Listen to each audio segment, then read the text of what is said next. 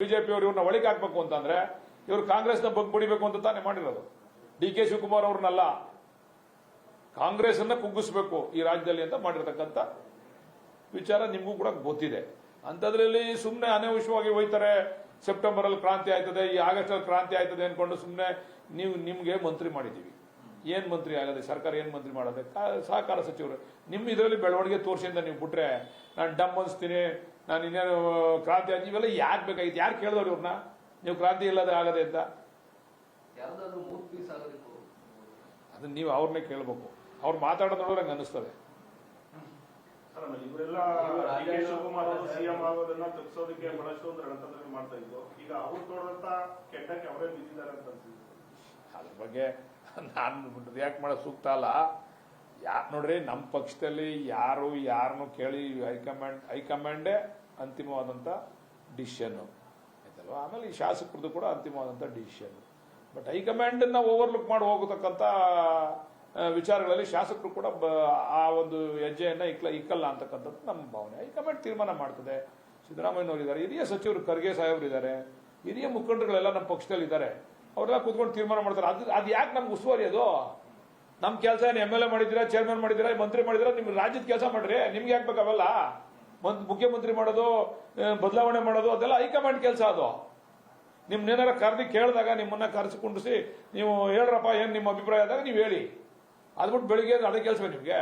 ಪಾಪ ಪರಮೇಶ್ವರ್ ಅವರು ಉಪಮುಖ್ಯಮಂತ್ರಿ ಆಗಿದ್ದಾಗ, ಅಲ್ಲ ಹೋಮ್ ಮಿನಿಸ್ಟರ್ ಆಗಿದ್ದಾಗ ಜೀರೋ ಟ್ರಾಫಿಕ್ ಮಿನಿಸ್ಟರ್ ಅಂತ ಅವ್ರನ್ನ ಅನ್ಬಾರ್ದಂತೆ ಅವ್ರನ್ನ ಕುಗ್ಗಿಸ್ಬಿಟ್ರು. ಅವಾಗ ತುಮಕೂರಿನಲ್ಲಿ ಅವರು ತುಮಕೂರಿನಲ್ಲಿ ತಲೆ ಎತ್ಕೊಂಡು ಓಡಾಡ್ತಾ ಇರ್ತಕ್ಕಂಥ ರೀತಿ ಮಾಡ್ಬಿಟ್ರು ಅವಾಗ ಕಳೆದ ಸರ್ಕಾರದಲ್ಲಿ. ಅಂದ್ರೆ ಏನಂತ ಇವ್ರ ಅಭಿಪ್ರಾಯ ಏನು ಹಂಗಾರಂತ? ಅದ್ರ ಹಿನ್ನೆಲೆ ಏನು?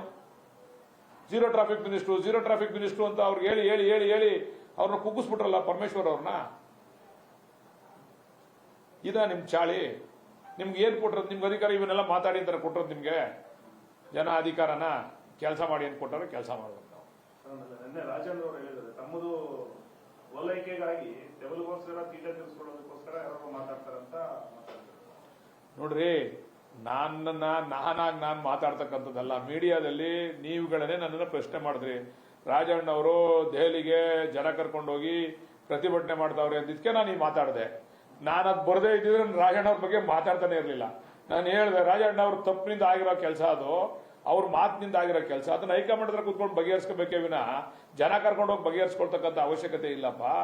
ಅವರು ಒಂದು ಹೆಜ್ಜೆ ಈಗಾಗಲೇ ನನಗೆ ಗೊತ್ತಿರೋಂಗೆ ಬೇರೆ ಕಡೆ ಹೆಜ್ಜೆ ಇಟ್ಟಿದ್ದಾರೆ ಅಂತಕ್ಕಂಥ ಮಾತನ್ನು ನಾನು ಹೇಳಿದ್ದೀನಿ. ಯಾರು ಹೇಳಿದೆ? ನಾನು ನಿಮ್ಮನ್ನು ಕರೆದು ಹೇಳಿದ ಪ್ರೆಸ್ ಮೀಟ್ ಮಾಡಿದ್ನ? ಏನಿಲ್ವಲ್ಲ. ನೀವು ಪ್ರಶ್ನೆ ಮಾಡಿದ್ಕೆ ಅದಕ್ಕೆ ಹೇಳಿದೆ ನಾನು. ಹೈಕಮಾಂಡ್ ಮೇಲೆ ಅಥವಾ ನಾಯಕರುಗಳ ಮೇಲೆ ಸಂಬಂಧಪಟ್ಟದವ್ರ ಮೇಲೆಲ್ಲ ಗೂಬೆ ಕುಂಡಿಸ್ತಕ್ಕಂಥ ವ್ಯವಸ್ಥಿತವಾದಂಥ ಸಂಚು ನಡೀತಾ ಇದೆ. ಇದು ಆಗಬಾರ್ದು ಅಂತಕ್ಕಂಥ ವಿಚಾರವಾಗಿ ಹೇಳಿದೆ. ನಾನು ಪ್ರೆಸ್ ಮೀಟ್ ಕರೆದಿ ರಾಜಣ್ಣ ಏನ್ ಮಾಡ್ತಾವ್ರೆ, ಅವ್ರೇನ್ ಮಾಡ್ತಾರೆ ಅಂತ ಕೇಳ್ಕೊಂಡು ಕೂತ್ಕೊಳ್ಳ. ನಾನು ನಿಮ್ಮ ಮಾಧ್ಯಮದವ್ರು ಕೇಳಿದ್ರೆ ನಾನು ಹೇಳಿದ್ದೀನಿ. ಎರಡು ಸಚಿವ ಸ್ಥಾನ ಖಾಲಿ ಇದೆ. ಸುಮಾರು 6-7 ಖಾತೆಗಳು ಮುಖ್ಯಮಂತ್ರಿಗಳ ಹೆಸರು ಮೇಲಿದೆ. ಸರ್ಕಾರ ಬಂದು 2.5 ವರ್ಷ ಅದರ ತಕ್ಷಣಕ್ಕಾಗಬೇಕು ಅಂತಿದೆ ಸರ್ ಕ್ಯಾಬಿನೆಟ್ ರಿಲೇಷನ್. ಸರ್, ಅದನ್ನ ತೀರ್ಮಾನ ಮಾಡೋಕ್ಕೆ ನಾನು ತುಂಬಾ ಚಿಕ್ಕವನು, ಅದ್ರ ಬಗ್ಗೆ ರಿಯಾಕ್ಟ್ ಮಾಡೋಕ್ಕೂ ತುಂಬಾ ಚಿಕ್ಕವನು ನಾನು. ಅದಕ್ಕೆ ಹೈಕಮಾಂಡ್ ಇದೆ, ನಮ್ಮದೇ ಆದಂಥ ಹಿರಿಯ ಸಚಿವರುಗಳವರೇ ನಮ್ಮ ಇದರಲ್ಲಿ, ನಮ್ಮ ಮುಖ್ಯಮಂತ್ರಿಗಳ ಕ್ಯಾಬಿನೆಟ್ನಲ್ಲಿ ಮುಖ್ಯಮಂತ್ರಿಯವರು ಅವ್ರು ತೀರ್ಮಾನ ಮಾಡ್ತಾರೆ. ಅದನ್ನ ನಾನು ಹೇಳಕ್ಕೆ ನಾನು ತುಂಬಾ ಚಿಕ್ಕವನು ಆ ವಿಚಾರ ಮಾತಾಡಕ್ಕೆ.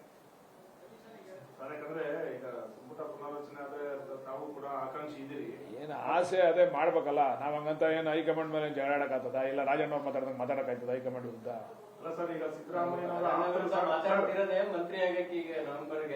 ಅಲ್ಲ, ರಾಜಣ್ಣ ಅವ್ರ ವಿರುದ್ಧ ನಾನು ಮಾತಾಡಕ್ ಶುರು ಮಾಡಿ ಅವ್ರ ವಿರುದ್ಧ ಅವರು ಪಕ್ಷಕ್ಕೆ ಮುಜುಗರ ಆಗ್ತಕ್ಕಂಥ ಸ್ಟೇಟ್ಮೆಂಟ್ ಕೊಟ್ಟಾಗಲೇ ಶುರು ಮಾಡಿದೆ. ಈಗ ನೆನ್ನೆ ಮೊನ್ನೆಯಿಂದ ನಾನೇನು ಹೇಳಿಲ್ಲ, 2 ವರ್ಷದಲ್ಲೇ ಹೇಳಿದೆ ನಾನು ರಾಜಣ್ಣ ಅವ್ರ ವಿಚಾರನ. ರಾಜಣ್ಣ ಅವ್ರು ಈ ರೀತಿ ಮಾತಾಡಬಾರ್ದು ಅಂತ ಮನವಿನೂ ಕೂಡ ಮಾಡಿದೆ. ಅವ್ರಿಗೆ ಜವಾಬ್ದಾರಿ ಕೊಟ್ಟಿರೋದು ಸರ್ಕಾರದ ಕೆಲಸ ಮಾಡುವಂತ ಬೇರೆಯವ್ರ ವಿಚಾರ ಯಾಕೆ ಚರ್ಚೆ ಮಾಡ್ಬೇಕು? ಅವರು ಅನವಶ್ಯಕವಾದಂತ ಚರ್ಚೆ ಯಾಕೆ ಬೇಕು ಅಂತ ಅವತ್ತು ಹೇಳಿದೆ ನಾನು. ಈಗ ಬೇರೆ ಸಚಿವರ ವಿರುದ್ಧ ನಾವು ಮಾತಾಡ್ತಾ ಇದೀವಾ? ಹೇಳಿ, ಯಾರ್ದಾರ ವಿರುದ್ಧ ಮಾತಾಡ್ತಾ ಇದೀವ ನಾವು? ಯಾರು ಸ್ಟೇಟ್ಮೆಂಟ್ ಕೊಡ್ತಾರೆ ಪಕ್ಷಕ್ಕೆ ಮುಜುಗರ ಆದಂತಹ ಸಂದರ್ಭದಲ್ಲಿ ನಾನೇನು ಪ್ರೆಸ್ ಮೀಟ್ ಮಾಡಿ ಹೇಳಲ್ಲ. ನಿಮ್ಮಂತ ಸ್ನೇಹಿತರುಗಳು ನಾನು ಬಂದು ಕೇಳಿದಾಗ ಹೇಳ್ತೀವಿ, ಯಾಕೆ ಮಾಡ್ತೀನಿ ಅಷ್ಟೇ. ನಾನು ಪ್ರೆಸ್ ಮೀಟ್ ಮಾಡಿ ಎಲ್ಲೂ ಹೇಳಿಲ್ಲ. ಇಲ್ಲ, ಬೇರೆ ವಿಚಾರಕ್ಕೆ ಕರೆದಿದ್ರು, ಬೇಡ ಅಂತ ಹೇಳಿ ಕ್ಯಾನ್ಸಲ್ ಮಾಡೋದು. ಗ್ರೇಟರ್ ಬೆಂಗಳೂರು ಅದು ಯಾವುದೋ ವಿಚಾರ ಇತ್ತು, ಅದಕ್ಕೆ ಕರೆದ್ರೆ ಬೇಡ ಅಂತ ಕ್ಯಾನ್ಸಲ್ ಮಾಡೋದು.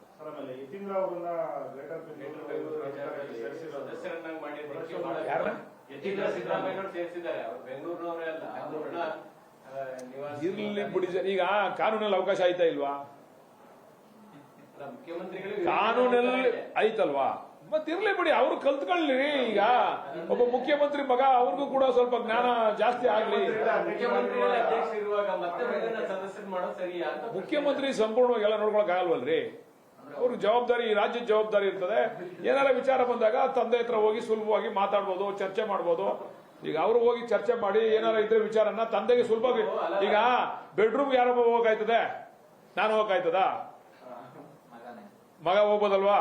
ಹೋಗಿ ಅಪ್ಪರ ಹತ್ರ ಕೂತ್ಕೊಂಡು ಅಟ್ಲೀಸ್ಟ್ ಊಟ ಮಾಡೋ ಟೈಮೆಲ್ಲ ಏನೋ ಕೂತ್ಕೊಂಡು ಬೆಡ್ರೂಮ್ ಅಲ್ಲಿ ಕೂತ್ಕೊಂಡು ಅಣ್ಣಪ್ಪ ಹಿಂಗ್ ಆಗೈತೆ, ಹಿಂಗ್ ಮಾಡ್ಬೋದು, ಹಿಂಗ್ ಮಾಡಿ ಅಂತ ಐಡಿಯಾ ಕೊಡ್ಬೋದಲ್ವಾ?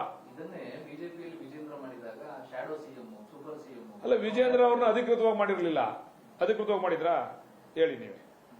ಅವರು ಅಧಿಕೃತವಾಗಿ ಮಾಡ್ಬಿಟ್ಟಿದ್ರೆ ಇದನ್ನ ಕೇಳಂಗಿರ್ಲಿಲ್ಲ. ಬೇರೆ ಯಾರು ಅಧಿಕಾರ ಸಿಗುತ್ತೆ ಅಂತ ಹೇಳ್ತಾ ಇದ್ವಿ. ಹೌದು, ಮುಖ್ಯಮಂತ್ರಿಗಳು ತಮ್ಮ ಮಗನ ಸೇರಿಸೋದೇ ಬೇರೆ ಯಾರು MLC ಗಳಿಗೆ ಅವಕಾಶ ಮಾಡಿಕೊಡ್ಬೋದಾಗಿತ್ತಲ್ಲ. ಇದು ಸ್ವಜನ ಪಕ್ಷಪಾತ ಆಗ್ಲಿಲ್ಲ. ಅಲ್ಲ, ಮುಖ್ಯಮಂತ್ರಿಗಳಿಗೆ ಏನಂದ್ರೆ ಅಪೆಕ್ಸ್ ಬ್ಯಾಂಕು ಇದಕ್ಕೂ ಸಂಬಂಧ ಪಡಬೇಡಿ, ದಯಮಾಡಿ ಅದಕ್ಕೂ ಇದಕ್ಕೂ ಲಿಂಕ್ ಮಾಡಬೇಡಿ. ಯಾಕೆ ಅಂತ ಅಲ್ಲ, ಇಲ್ಲಿ ಕಾರ್ಯಕರ್ತರ ಪ್ರಶ್ನೆ ಅಲ್ಲ, ಇಲ್ಲಿ ಆಗು ಹೋಗುಗಳನ್ನ ಬೆಂಗಳೂರು ಬಹಳ ವೇಗವಾಗಿ ಬೆಳೀತಾ ಇರ್ತಕ್ಕಂಥ ನಗರ ಇದು. ಹೆಚ್ಚು ಜವಾಬ್ದಾರಿಯಾಗಿ ಈ ನಗರವನ್ನ ಕಟ್ಟಬೇಕಾಗಿದೆ. ಅದಕ್ಕೆ ಉಪಮುಖ್ಯಮಂತ್ರಿಗಳ ಜೊತೆಗೆ ಒಂದು ನೇರವಾಗಿ ಮಾತಾಡ್ಲಿಕ್ಕೆ, ಯಾವಾಗಲೂ ಮುಖ್ಯಮಂತ್ರಿಗಳ ಒತ್ತಡದಲ್ಲಿ ಮಾತಾಡಕ್ಕಾಗಲ್ಲ. ಮಗನ ಹತ್ರ ಮಾತಾಡಿ ಆಮೇಲೆ ಚರ್ಚೆ ಮಾಡಿ ಮಾತಾಡಕ್ಕೆ ಒಂದು ಅವಕಾಶ ಕೊಟ್ಟ ತಪ್ಪೇನದು ಕಲ್ತ್ಕೊಳ್ಳಿ ಬಿಡಿ. ಯತೀಂದ್ರ ಅವರು ಕೂಡ ಪ್ರಬುದ್ಧ ರಾಜಕಾರಣಿ, ಅವರು ವಿದ್ಯಾವಂತರು ಎಲ್ಲ, ಅವರು ಕಲ್ತ್ಕೊಳ್ಳಿ ಬಿಡ್ರಿ, ತಪ್ಪೇನಿದೆ? ಆಗ್ತಾರೆ, ಏನ್ ತಪ್ಪೇನಿದ್ರೆ?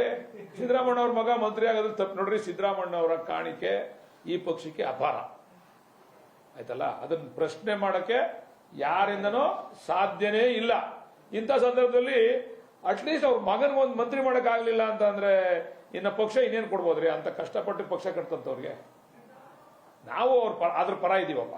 ಯತೀಂದ್ರ ಅವರು ಮಂತ್ರಿ ಆಗೋ ವಿಚಾರದಲ್ಲಿ ಯತೀಂದ್ರ ಅವ್ರಿಗೆ ಒಂದು ಮಂತ್ರಿ ಅವಕಾಶ ಕೊಡ್ಲಿ. ಸಿದ್ದರಾಮಣ್ಣ ಅವರು ಕ್ಯಾಬಿನೆಟ್ ಸಿದ್ದರಾಮಣ್ಣ ಅವರು ಇಲ್ಲದೆ ಇದ್ದಂತ ಸಂದರ್ಭದಲ್ಲಿ ಮಂತ್ರಿ ಆಗೋ ಅವಶ್ಯಕತೆ ಇಲ್ಲ. ಸಿದ್ದರಾಮಣ್ಣ ಅವರು ಸರ್ಕಾರದ ಪಾಲ್ ಆಗದೆ ಇರತಕ್ಕಂಥ ಸಂದರ್ಭದಲ್ಲಿ ಅವ್ರನ್ನ ಮಂತ್ರಿ ಮಾಡಲೇಬೇಕು. ನಾನು ಕೂಡ ಒತ್ತಾಯ ಮಾಡ್ತೀನಿ ಇದನ್ನ.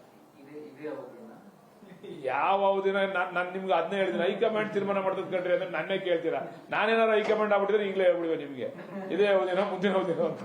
ನಾನು ಹೈಕಮಾಂಡ್ ಅಲ್ವಲ್ಲ.